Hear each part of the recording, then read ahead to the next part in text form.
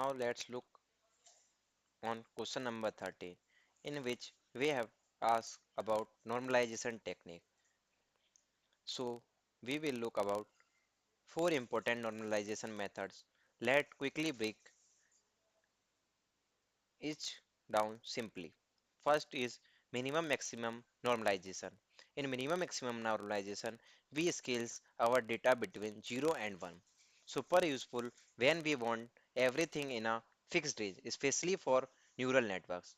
In second normalization method, which is Z-score normalization, in which we transform each value using the mean and standard deviation. Perfect when we want to compare values from different distributions.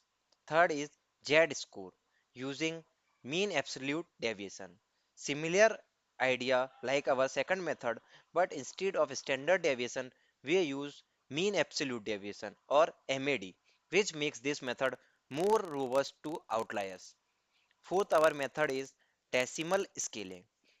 This is one of the simple method in which we divide values by power of 10 until everything falls within range of -1 to 1.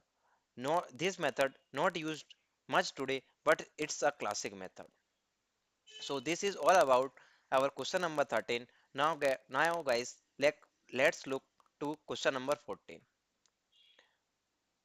In question number 14, we ask about normalizing faculty workload values.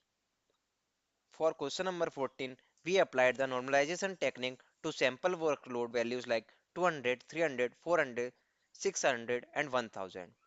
So, first is minimum maximum gives us value between 0 and 1, and Z score normalization everything around the mean and decimal scaling scales down all values equally. And third, we use decimal scaling, and this this we use all the normalization technique in our given data.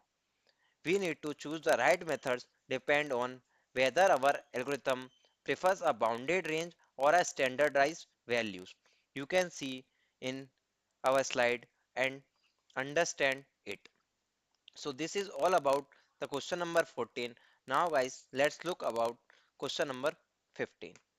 In question number 15, we have to normalize feedback rating value 35 using min max z score and decimal scaling based on the data given in question number 17. So we found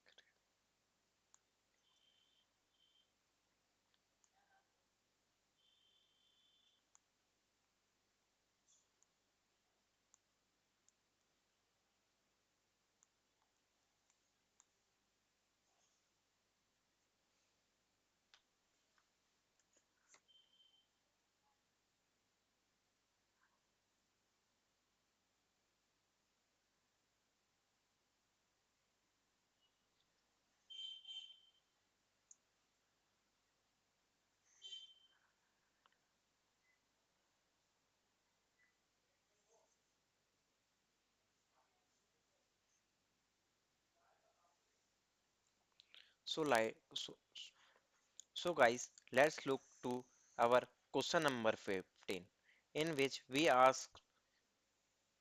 given a data set, the same one which is used in question number 17, and we need to normalize the value of 35 using three methods, which is minimum maximum, z-score, and decimal scaling. Let's first look at the data set. So they are given a data set which is 5, 10, 11, 13, 15, 35, 50, 55, 72, 92, 204, and 215. First, we need to find minimum maximum normalization. So, to find minimum maximum normalization, the formula is x dash equal to x minus minimum divided by x max minus x minimum.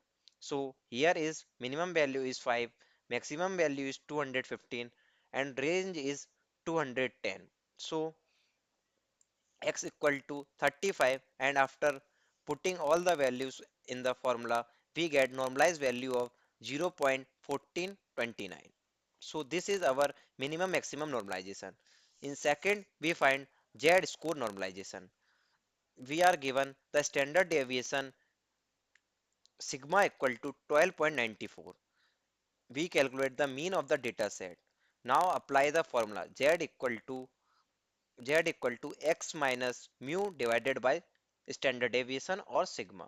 So our mean will come 59 and standard deviation is 12.94 and value is 35. So our normalized value of 35 is minus 1.868619. Now we find decimal scaling. Decimal scaling divides value by powers of 10 until everything falls between minus 1 and 1. So after applying decimal scaling, we get normalized value of 35, 0.035. So decimal scaling normalization gives 0.035 for the value of 35. So this is all about question number 15. So guys, in question number 16, we need to find Z score, normalization plus covariance plus correlation on sample data. So we take the age and productive data from our earlier examination. So you can see in the slides, we calculate the Z score normalization correlation measures on our sample data and calculate means and covariance and correlations, and these are the values. So guys, this is all about question number 16. Now let's look to question number 17.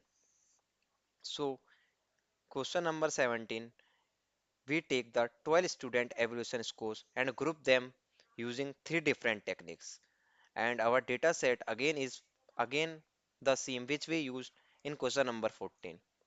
So we first find equal frequency binding. So we first sort data in ascending order divided into three bins with four items each. Bin 1 consists 5, 10, 11, 13. Bin 2 consists 15, 35, 50, 55. And bin 3 consists 72, 92, 204 and 215. This method ensures all bins have the same number of items. Second, we calculate equal width binding. Equal width binding, we calculate range is our range equal to 210 and width equal to 70. Now, now we calculate k-means clustering. We first we initialize three random centroids are need and assigns cluster 1 5, 10, 11, 13, 15, cluster 2 35, 50, 55, 72, and in cluster 3 92, 204 and 215. And we calculate the k-means for our given data set. And this is all about question number 17. Now let's move to question number 18. So in our question number 18 and final question, we ask for techniques used to select the best attribute from a data set. So first technique is forward selection.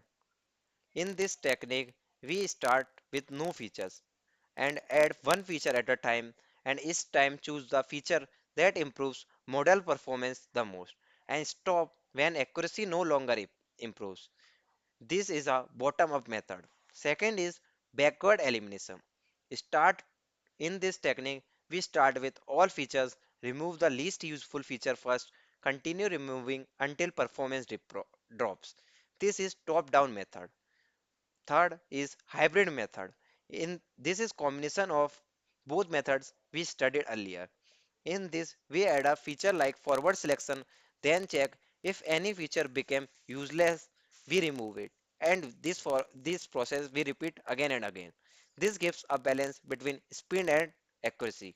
There are some more techniques which are close validation, stopping rules, performance plateau detection, etc. And this is all about in our today's video. You now understand normalization, covariance, correlation, binding clustering, and attribute selection over crucial tools in data processing. If this videos helped you, make sure to like, share, and subscribe. And thanks for watching. I will see you in the next video.